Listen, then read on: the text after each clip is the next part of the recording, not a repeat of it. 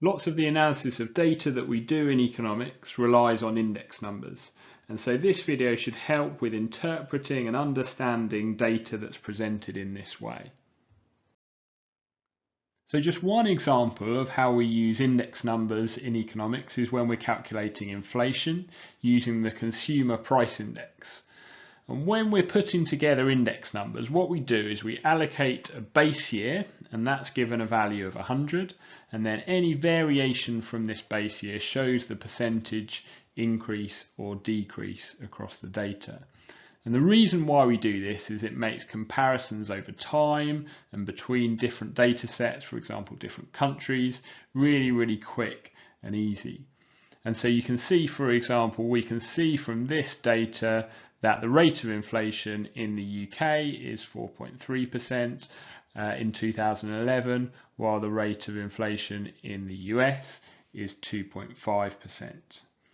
But there are a couple of things that we should be cautious of when we're looking at series of index numbers. And one of those is that you cannot just read off the difference as the percentage change in the index number. And so to see that as an example, in the UK, the CPI inflation in 2009, so moving from our index number here to our index number here, is not 2.2%.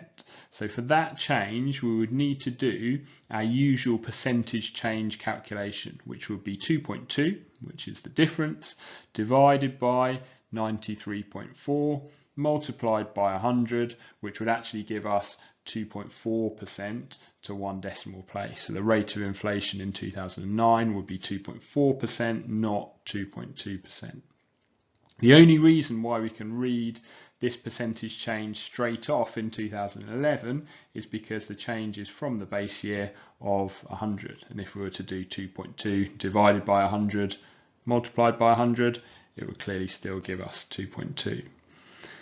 The second thing when we're comparing between two sets of index numbers is that we need to be aware that it allows you to compare the rates of change between the data, but we cannot compare absolute values. And so to show that, imagine that this data set here was actually instead showing changes to unemployment rates. Well, what we can say from that data is that UK unemployment rose faster than US unemployment in 2011. You can see there the rise in unemployment is 4.3% compared to 2.5% as we said before.